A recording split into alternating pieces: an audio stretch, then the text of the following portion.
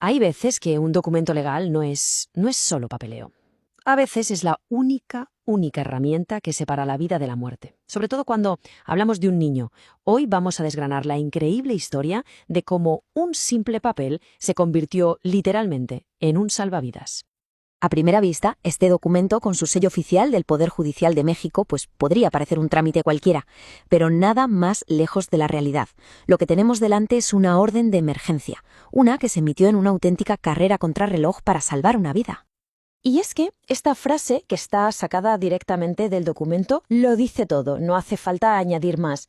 El peligro de privación de la vida. O sea, es que no hay lugar a dudas. La vida de un niño estaba literalmente pendiendo de un hilo. Así que, ¿cómo se llega a esta situación? Vamos a recorrer esta historia paso a paso. Empezaremos con la crisis inicial, veremos cómo se levanta ese muro burocrático y luego la intervención legal de emergencia, la orden fulminante del juez y al final entenderemos cuál es el principio fundamental que hizo posible todo esto. Bien, entremos en materia. Todo empieza, como suele pasar en estas emergencias, con un accidente totalmente inesperado. La fecha es el 25 de junio de 2024. Un estudiante de secundaria en El Higo, Veracruz, sufre un accidente. El golpe en la cabeza es tan fuerte que pierde el conocimiento. La situación, como se puede imaginar, es crítica y lo trasladan de inmediato a urgencias de un hospital en el estado de al lado, en Tamaulipas. Y es justo ahí, en el lugar que se supone que está para salvar vidas, donde la familia se topa con un muro que de repente amenaza con ser fatal. A ver, el niño necesitaba urgentemente, de forma desesperada, un TAC, una tomografía, para evaluar el daño cerebral. Pero el hospital se niega. ¿Y por qué? Pues las razones que dan son, primero, que no tienen los recursos materiales necesarios. Y segundo, ojo a esto, que el paciente no era de ese estado, no era de Tamaulipas. O sea, una barrera burocrática, así de golpe, frente a una vida que está en juego. Claro, con la vía médica completamente bloqueada y el reloj corriendo en su contra. Solo quedaba una opción desesperada, ir a los tribunales, recurrir a la justicia. Así que, en plena carrera contra el tiempo, se presenta una demanda de amparo ante un tribunal federal. Y que quede claro, esto no era una disputa legal cualquiera, era un intento de usar la ley como si fuera un bisturí de cirujano, para cortar de raíz la burocracia que estaba impidiendo el tratamiento. La figura legal que se usó fue el amparo indirecto. Para entenderlo fácil, es como un escudo legal de emergencia. Se trata de un mecanismo que está en la Constitución y que está diseñado para que cualquier persona pueda pedirle a un juez que le proteja cuando una autoridad, como un hospital público, está violando sus derechos más básicos. Y aquí, justo aquí, es donde la historia da un giro radical. Porque la respuesta del juzgado no fue para nada lenta, ni se perdió en papeleos, fue inmediata. Y fue contundente. El juez concede lo que se conoce como una suspensión de plano, y aquí es donde la cosa se pone muy seria. Esta es probablemente la medida más potente y urgente que existe en el sistema judicial. Se activa de forma automática cuando hay un peligro inminente para la vida.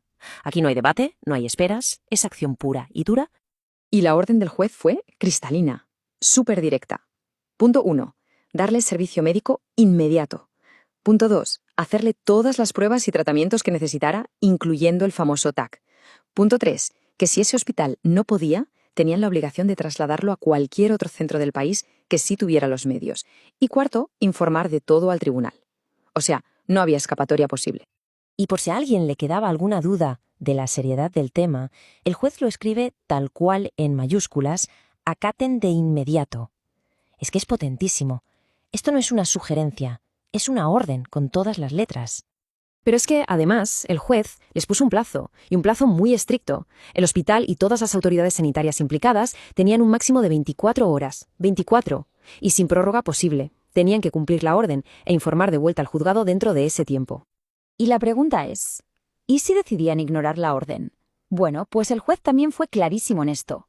Desobedecer se consideraría un delito grave, equiparable al abuso de autoridad. Lo que significa que los responsables se enfrentarían a consecuencias penales. Palabras mayores. Claro, al oír esto uno se pregunta, pero ¿de dónde sale un poder tan extraordinario? ¿Cómo puede un único juez tener semejante autoridad? Bueno, pues vamos a ver cuál es el fundamento legal que hay detrás de todo esto. La pregunta es lógica, ¿verdad?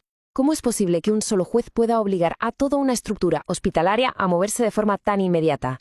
La respuesta, en realidad, está en la ley más importante del país, la Constitución.